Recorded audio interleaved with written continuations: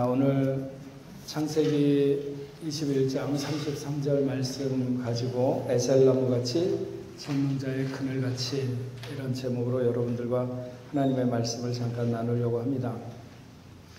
사사기 말씀에 보면 이소우화에 나올 법한 그런 이야기와 똑같은 이야기가 하나 나옵니다.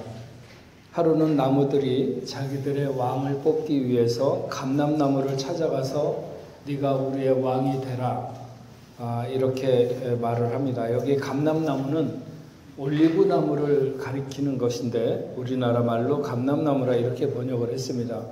어쨌든 그랬더니 그 올리브나무가 말하기를 내게 있는 기름은 하나님과 사람을 영화롭게 하나니 내가 어찌 그것을 버리고 가서 나무들 위에 옷줄 되겠느냐 그러면서 거절을 합니다. 그러니까 나무들이 이번에는 무화과나무를 찾아가서 말을 했습니다. 너는 와서 우리 위에 왕이 되라.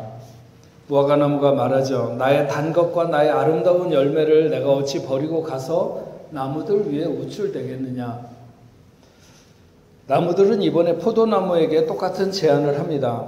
포도나무도 하나님과 사람을 기쁘게 하는 내 포도주를 내가 어찌 버리고 가서 나무들 위에 옷줄 되겠느냐. 그래서 나무들이 이번에 가시나무에게 가서 너는 와서 우리 위에 왕이 되라. 그랬더니 가시나무가 정말 너희가 내게 기름을 부어 너희 위에 왕을 삼겠거든 와서 내 그늘에 피하라. 그러지 아니하면 불이 가시나무에서 나와서 레바논의 백향목을 살을 것이라. 이렇게 얘기를 합니다. 기드온에게는 아내가 많아서 아들이 70명이었습니다. 그리고 세겜에 첩도 있었는데 그 첩의 자식이 아비멜렉이라는 사람입니다. 아버지 기드온이 죽자 이 아비멜렉이 자기 어머니 동족인 세겜 사람들에게 가서 아버지 아들 70명이 너희의 왕이나 지도자가 되는 것이 좋겠느냐? 아니면 너희와 똑같은 동족인 나 한 명이 너희에게 지도자가 되는 것이 좋겠느냐. 그렇게 사람들을 구슬러서 은 70개를 얻어내고 그것으로 경박한 사람들을 사서 기드온의 아들, 그러니까 어떻게 보면 자기의 배다른 형제들인데 그 70명을 한꺼번에 다 죽이게 됩니다. 근데 그 70명을 죽이는 중에 요담이라고 하는 아들이 몰래 도망해서 살아남게 되죠.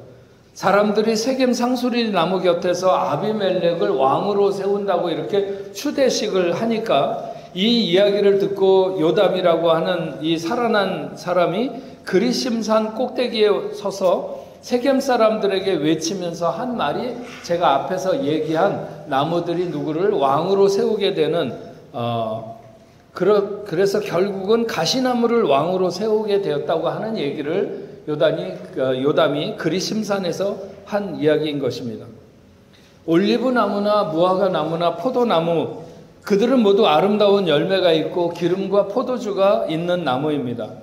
근데 모든 나무가 다 그 왕의 자리를 고사하는데 가시나무가 자기가 왕이 되겠다고 한 것이죠. 한마디로 말하면 분수를 모르고 나선 가시나무도 문제이고 그 가시나무 때문에 너희들도 틀림없이 고통을 당하는 순간이 올 것이라고 하는 것을 그 말씀은 나타내 보여줍니다. 저는 어린 시절에 한 3년 시골에서 살았는데 그때 알게 된 것 중에 하나가 뭐냐면 이 가시나무가 굉장히 잘 탄다는 것입니다. 제가 알고 있는 가시나무는 소위 아카시아 나무를 말하는 것입니다. 가시가 있어서 아궁이에 넣기는 불편해도 그래도 두터운 장갑을 끼고 그 가시나무를 아궁이에다가 불이 붙은 아궁이에다 밀어넣는데 얼마나 이 타닥타닥 하는 소리를 내면서 잘 타는지 화력이 좋은지 모릅니다. 성경에서 말하는 가시나무가 딱 아카시아, 우리가 알고 있는 아카시아 나무를 말하는 것은 아닙니다.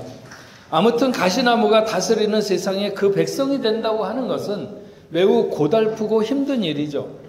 예수님이 십자가를 질 때 그 머리에 쓰셨던 가시는 정말 우리가 생각하는 아카시아에 달린 가시와는 다르게 엄청 길고 뾰족한 그런 가시인 것을 알 수 있습니다. 사막에 혹은 광야에는 선인장류의 나무들이 많이 자라듯이 광야에 자라는 식물들이 대부분 자기 방어를 위해서 뾰족한 가시 형태의 모양과 잎을 가진 그런 나무들이 많습니다. 우리가 성경에 나오는 그 성막을 지을 때 그 성막의 기구들을 만들 때 사용된 조각목으로 사용된 시띠나무도 아카시아 나무의 일종인 가시나무입니다. 사막에서 자라는 나무는 반듯하고 크게 자라지 못합니다. 다만 오랜 기간 생존을 해서 나무가 단단하고 잘 썩지 않는다고 하는 것이죠. 시띠나무가 성막의 기구를 만드는 데 사용된 것은 그 나무에서 널판지 하나 만들기가 굉장히 힘듭니다. 그래서 각도를 잘 해갖고 잘 다듬어야 작은 널판지 하나가 나오는데, 그렇게 잘 깎고 다듬어서 거기에 순금을 입혀가지고 그것을 성막의 기구로 이렇게 만드는 데 사용했습니다.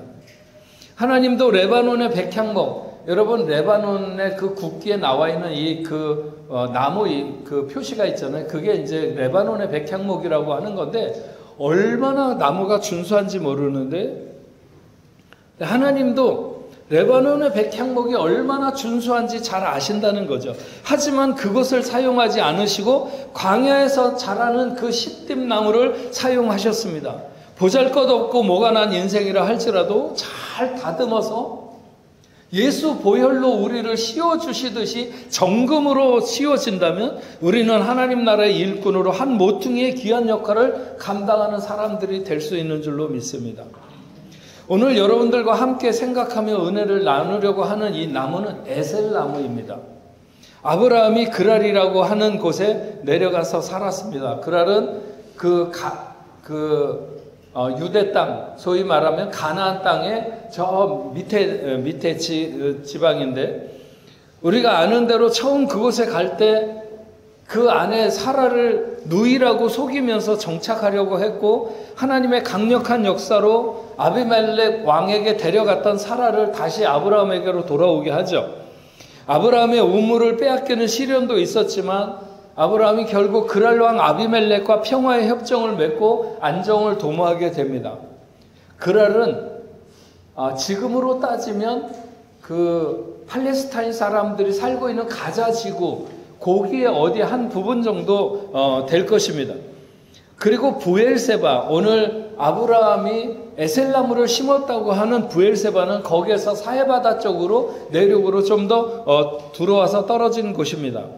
그러니까 그랄의 변방으로 옮겨간 것인데, 그것도 지금도 그 부엘세바에 가면 아브라함 당시에 팠던 우물들이 남아 있습니다. 어쨌든 아브라함은 그 부엘세바에서 아비멜렉의 왕과 평화 조약을 체결하고 나서 에셀나무를 심고, 오늘 본문 말씀에 말하고 있는 것처럼 에셀나무를 심고 거기서 영원하신 하나님 여호와의 이름을 불렀으며 이렇게 기록하고 있습니다. 그래서 저는 오늘 여러분들과 에셀나무는 어떤 나무인가, 그 에셀나무가 가진 특징에서 오늘 우리의 모습을 다시 한번 생각하고 교훈을 받으려고 하는 것입니다. 첫 번째로 에셀나무는 뿌리가 깊은 나무입니다.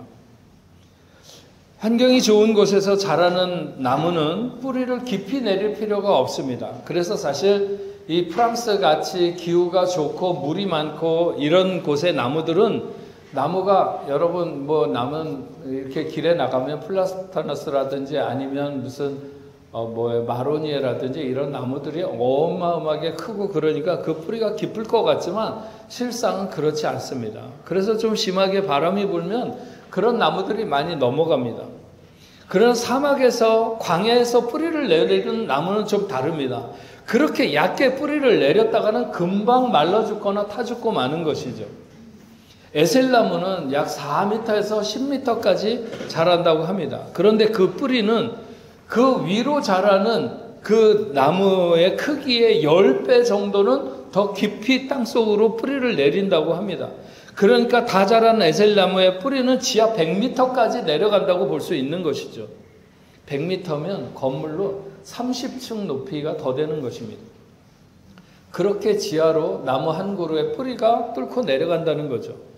물론 어떤 나무는 그 뿌리를 2km나 뻗치는 나무들도 있다고 그래요. 제가 잘은 모르지만 에셀나무가 뿌리가 깊은 나무라고 하는 것에 저는 두 가지를 생각을 하려고 하는 것입니다. 뿌리가 깊다는 것은 첫째로 흔들리지 않는다는 것이죠. 쉽게 흔들리지 않는다는 것입니다. 우리의 신앙생활이 매사에 목숨을 걸어야 하는 일은 아니라 할지라도 좀 견고해서 흔들리지 말아야 하는데, 툭하면 감기에 걸리는 사람처럼 신앙의 작은 일에도 너무 흔들거리는 사람들이 많다고 하는 것입니다. 이것은 뿌리가 깊지 못한 것입니다. 시편 112편 6절에서 8절에 이렇게 기록하고 있습니다. 그는 영원히 흔들리지 아니하며 의인은 영원히 기억되리로다. 그는 흉한 소문을 두려워하지 아니하며 여호와를 의뢰하고 그의 마음을 굳게 정하였도다. 그의 마음이 견고하여 두려워하지 아니할 것이라. 그의 대적들이 받는 보응을 마침내 보리로다. 의인은 흔들리지 않는 사람입니다. 흉한 소문을 듣고도 흔들리지 않고 어떤 일을 만나도 견고하여 두려워하지 않는다고 하는 것이죠. 이런 사람들은 결국 그 대적들이 보응을 받는 것을, 지금은 그들이 아주 잘 나가는 것 같고 잘 되는 것 같지만 결국은 그 대적들이 보응을 받는 것을 지켜보는 날이 있게 될 것이라고 하는 것입니다. 로마서 4장 20절 21절엔 이런 말씀이 있습니다. 믿음이 없어 하나님의 약속을 의심하지 않고 믿음으로 견고하여져서 하나님께 영광을 돌리며. 믿음이 없는 사람이 흔들리고 약속을 의심하지 않는 자는 견고합니다. 하나님은 이렇게 흔들리지 않는 사람을 통해서 영광 받으신다고 하는 것입니다. 우리가 살아가다가 어느 날 갑자기 중한 질병을 선고받으면, 그토록 간절하게 원하던 학교나 회사나 혹은 자격시험에 떨어지거나 아니면 사업이 무너졌거나 관계가 깨졌을 때 우리는 흔들릴 수 있습니다. 고독하고 지칠 때, 불안하고 힘들 때, 희망이 없고 낙심될 때 우리는 흔들릴 수 있습니다. 그래서 우리는 더더욱 신앙의 뿌리를 깊이 내려야 하는 것입니다. 그러면 일어설 수 있고, 그러면 쉽게 무너지지 않습니다. 흔들릴 만한 상황을 만나지 않는다는 것이 아닙니다. 세상에 그럴 수 있는 사람은 없습니다. 우리가 원치 않아도 계속 하나님의 약속을 의심케 하는 어려운 일들이 우리에게 끊임없이 다가온다고 하는 것이죠.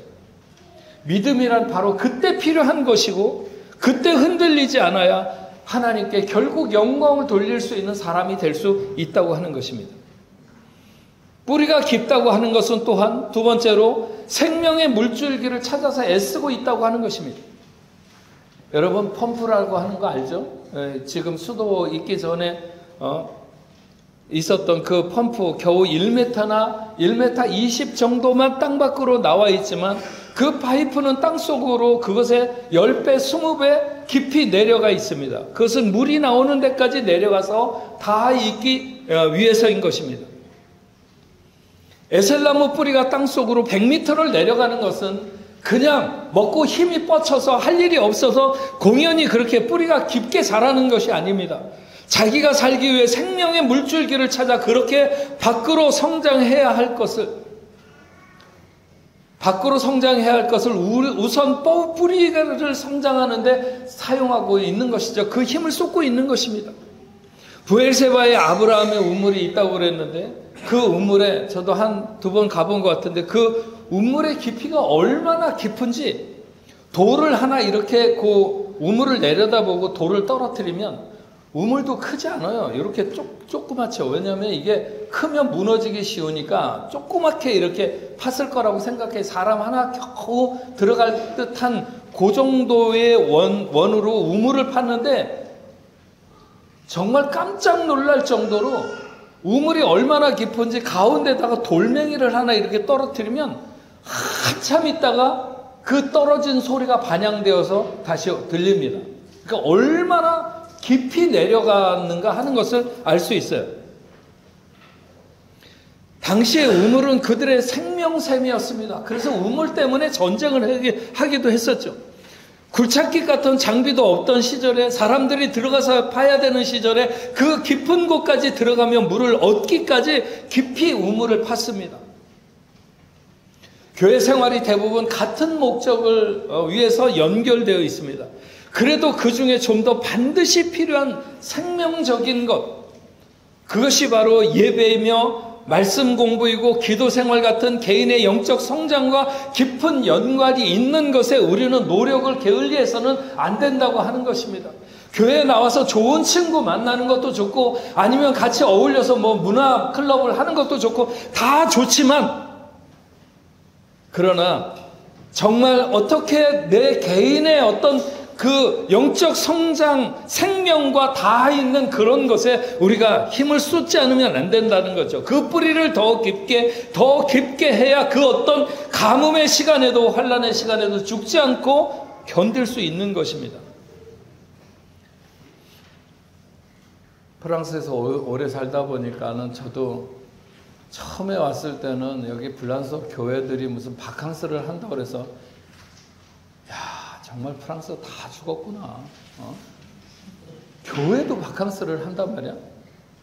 그러면서 엄청 놀라워하고 그러는데 30년 이상 살다 보니까 비슷하게 동화돼 가지고 바캉스 되면 쉬는 것들이 많아요. 뭐 예를 들어서 금요 기도회도 쉬고 그러면서도 마음에 많이 찔려요. 근데 저는 또 한편으로는 그렇게 생각을 합니다. 이 바캉스 기간은 이제 새로운 시간에 달리기 위해서 운동화 끈을 매는 그런 것과 같은 시간이고, 새로운 학기부터 생명적인 것을 시작하겠다고 결단하고 이제 출발을 위해서 준비하는 그런 시간이 아닌가. 제가 늘 말하지만 세상에 그 어떤 일이든지 우리가 살아가면서 하는 모든 일이 좀 부족할 수도 있고 모자라도 괜찮습니다.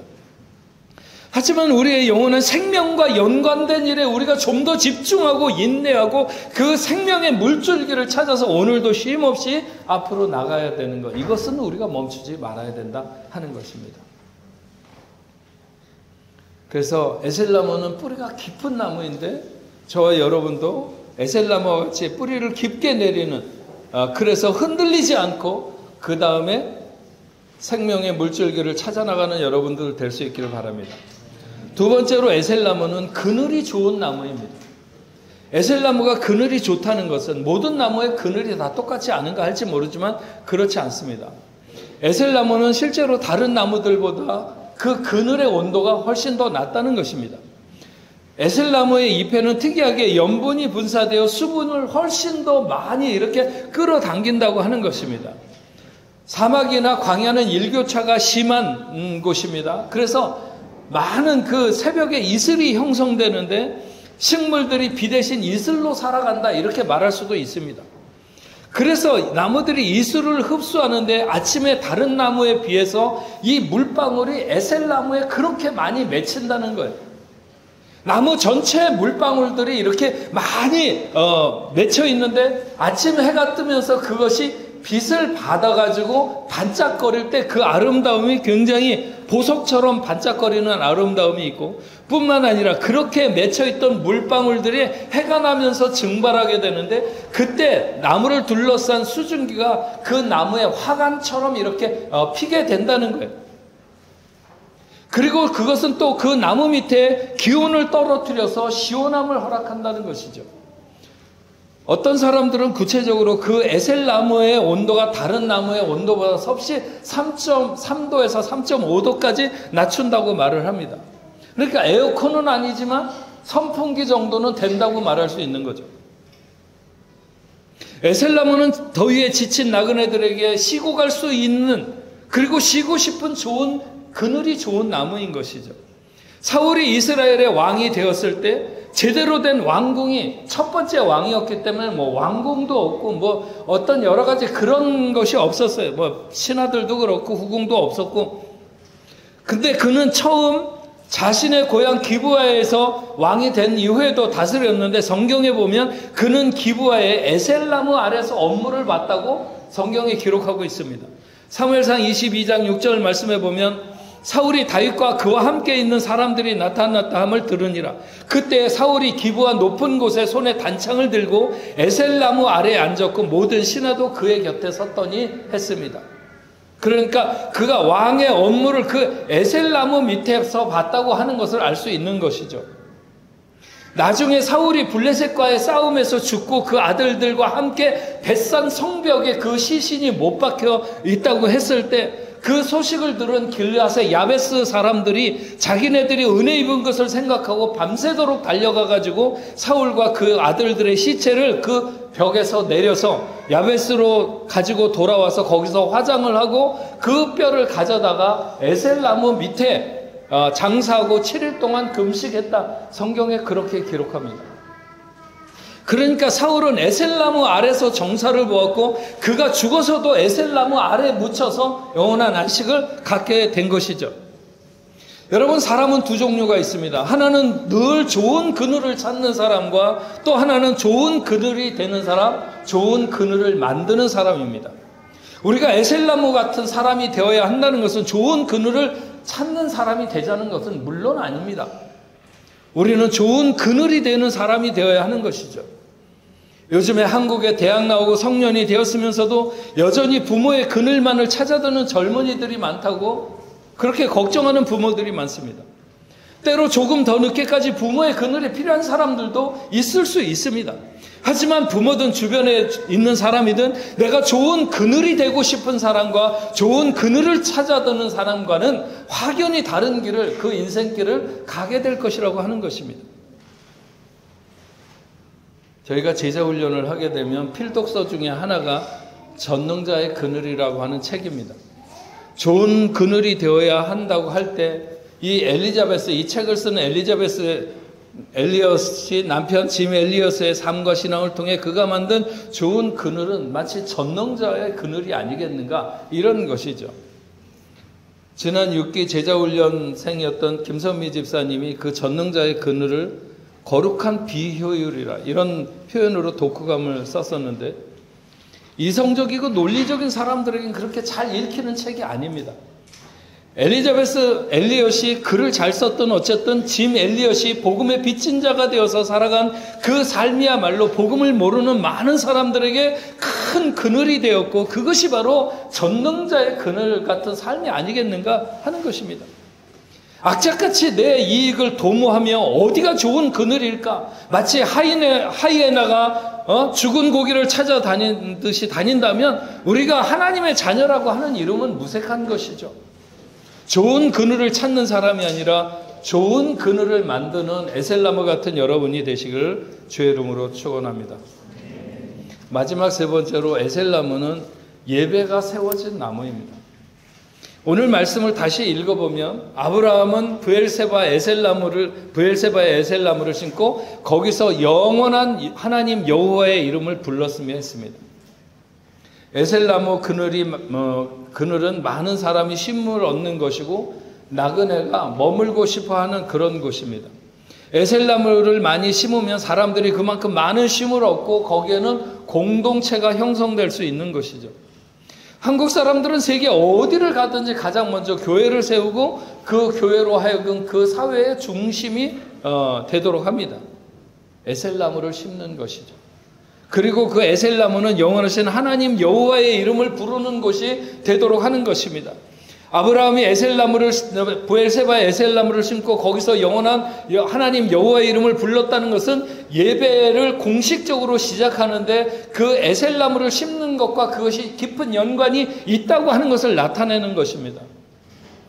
옛날에 제가 어린 시절에, 조금 더 거슬러 올라가서도 마찬가지겠지만 한국에서 교회를 개척할 때 천막을 치고 시작했어요. 에셀나무를 심는다고 하는 것은 마치 교회를 시작할 때 천막을 치는 것과 비슷한 것이죠. 장소를 정하는 것이고 그리고 영적으로 그곳으로 하여금 전능자의 그늘이 되기를 갈망하는 그런 마음이라고 말할 수 있습니다. 우리는 모두 이 시대 이 땅에 심겨진 예배자들입니다. 저와 여러분이 서 있는 곳에서 전능하신 여호와 하나님의 이름이 불려지고 예배하는 것이 가장 소중한 일이 되어야 하는 것입니다. 한 사람이 말씀의 사역자로, 또 한 사람이 기도의 중보자로, 또 한 사람이 찬양의 사역자로, 또 한 사람이 미디어나 각 부서에서 헌신해서 예배가 예배되고 교회가 교회되도록 힘쓴다면 그것이 바로 오늘 우리가 에셀나무로 이 땅에 심겨지는 것이 아닌가 하는 것이죠. 나를 부르신 그 자리, 그 자리는 매우 거룩하고 존귀한 자리입니다. 때로 우리의 희생을 필요로 하고 헌신을 필요로 한다면 그것은 그만큼 하나님의 이름을 드러내는 것이며 하나님의 영광을 선포하는 것이라고 믿습니다. 오늘 예배에 함께 하신 사랑하는 복래포 성도 여러분, 한 그루 에셀나무가 되어 이 뜨거운 죄악의 열기로 죽어가는 세대에 시원한 바람을 일으키고 그 온도를 낮춰서 전능자의 그늘을 만들어내는 오늘 저와 여러분들이 다 되기를 주의 이름으로 축원합니다. 우리 같이 찬양하겠습니다. 완전하신 나의 주. 완전하신 나의 주, 의의 길로 날 인도하시네. 행하신 모든 일 주님께 영광, 주님의 영광 다 경배합니다. 예배합니다. 찬양합니다. 주님만 날 다스리소서. 예배합니다. 찬양합니다. 주님 홀로 높임 받으소서. 우리 같이 찬양하겠습니다. 말씀 생각하면서.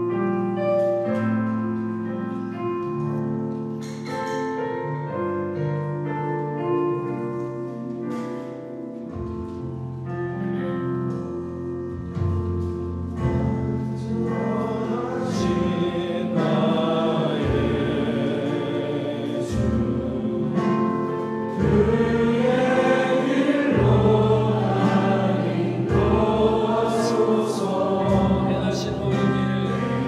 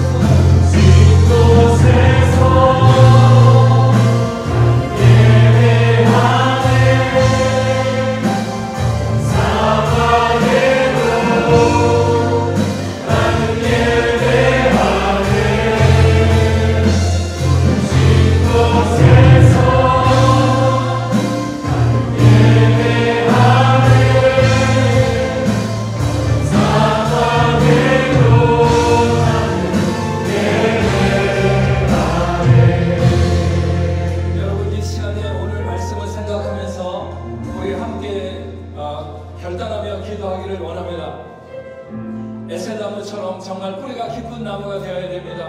큰 그늘을 만드는 나무가 되어야 합니다. 그리고 예배를 세우는 예배자로 세워져야 될 줄로 믿습니다. 하나님, 내가 오늘 하나님 앞에서 그렇게 살기로 결단합니다. 하나님, 나에게 힘을 허락하여 주시옵시고 능력을 허락하여 주시옵소서. 여러분, 영체 질병으로 인하여, 여러분 가족주의 질병으로 인하여 고통받는 하나님의 사람들이 있다면 주여 이 시간 치료하여 주시옵시고 깨끗이 낫게 하여 주옵소서. 우리 다같이 주여 한번 크게 외치고 간절한 마음으로 기도하겠습니다. 주여!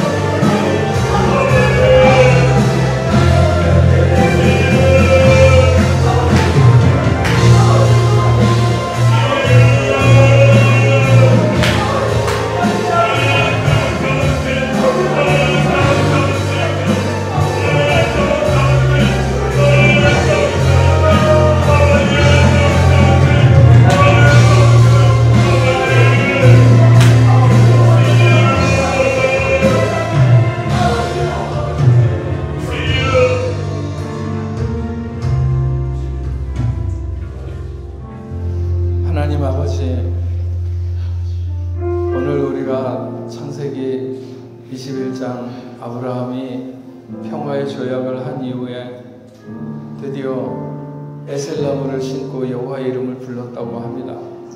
아버지 하나님, 우리도 이 시대에 에셀나무처럼 뿌리를 깊이 내리는 그런 하나님의 자녀들 되도록 주여 도와주셔서 어떤 비바람과 환난과 모진 풍파가 있다 할지라도 쉽게 넘어지지 아니하는 하나님의 귀한 자녀들 되게 하시고, 또 마치 전능자의 그늘처럼 큰 그늘이 되어서 많은 사람들이 그 그늘 아래 쉼을 얻을 수 있는 그런 놀라운 역사를 나타내는 하나님의 사람들이 될 수 있도록 주여 인도하여 주시옵소서.